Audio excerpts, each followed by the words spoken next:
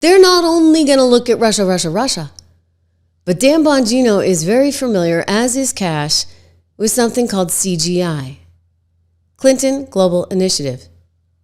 Peter Schweitzer did a ton of reporting on this. He actually came out with a book called Clinton Cash, and it alleges that there was this pay-to-play scheme in which CGI, the Clinton Foundation, was created to go around the world and help all these emerging market countries.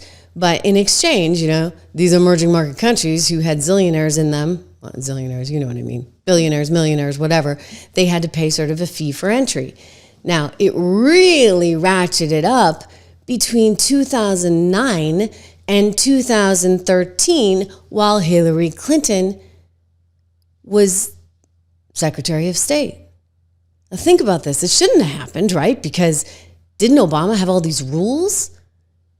He was so annoyed. It's why Hunter Biden apparently never registered as a foreign lobbyist, even though he was getting money from Romania and from Ukraine and from China and anywhere else he could.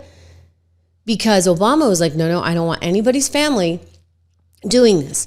But there was a special exception made for the Clinton Global Initiative, CGI. Now, as a reporter, I would go to these things, all right? And I interviewed Clinton at one of them, and I was always struck by the number of, say, random, like, Nigerian billionaires getting their picture with Bill Clinton. I worked at Bloomberg Television at the time, and then they'd be like, hey, we want you to have this Nigerian billionaire on television. And I'm like, nobody understands what he says. Like, we're going to need subtitles or something. No, nobody cared. Nobody cared. Because I suspect, and I don't know this for sure, but there was some kind of thing going on, right? You pay into the foundation has this relationship with certain media, and then all of a sudden, you get your picture. This guy in particular had his picture in the New York Times with Clinton, and then you get to go on television and do this, that, and the other.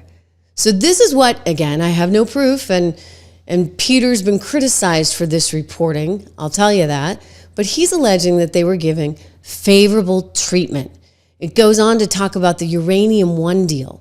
So Uranium One, a lot of the uranium was coming from the U.S., and they had operations in the U.S., and there was this Russian company, Rosatom, that wanted to buy it. And so in order for that merger to go through, it would have to go through something called CFIUS, which is the organization, the Committee on Foreign Investment in the United States, that would sign off on something like this. And so CFIUS can be kind of tough, right? CFIUS can be kind of tough. And it's not always easy to get things through CFIUS. So what's interesting here is that the guy who ran this Uranium One company, Frank Giustra, I'm not saying that right, he was actually a major donor to the Clinton Foundation. I mean, he had given like $100 million to CGI-related initiatives.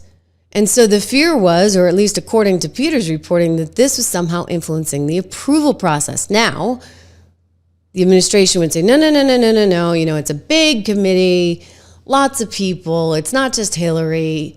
And so, no, it couldn't possibly have influenced things. There was another case in Kazakhstan. And it seemed like, how was Bill Clinton getting $750,000 a speech in places like Kazakhstan from the government, or $500,000 in Moscow? Was Moscow trying to buy influence with the Secretary of State? That's the question, okay? That is a fair question to be asking. And none of this was really fairly addressed ever. And I think with Dan and Cash in there, a lot of this is going to get looked at. I mean, $32 million commitment from Bahrain's crown prince to CGI. I mean, CGI is collecting. I mean, their wealth is somewhere around $130 million apparently right now. It comes from speaking engagements. Apparently, they don't draw a salary from CGI. But here's the thing. Like, if you have a charity like that and it's got all these hundreds of millions of dollars coming in, where does it go? Apparently to overhead. So they've raised billions, but none of this money is allegedly getting to the victims. So Haiti's a good example. Haiti I mean, even the guy who was running Haiti at the time said that the people that needed the money were not actually getting the money. In fact, something like 10% of the funds that had been raised for Haiti actually made it. This is Charles Ortel, alleged that the money didn't reach the intended recipients. Only about 10% of the funds reportedly went to Haitian organizations, and the rest were funneled to foreign contractors or went to foundation overhead. This was after the 2010 earthquake.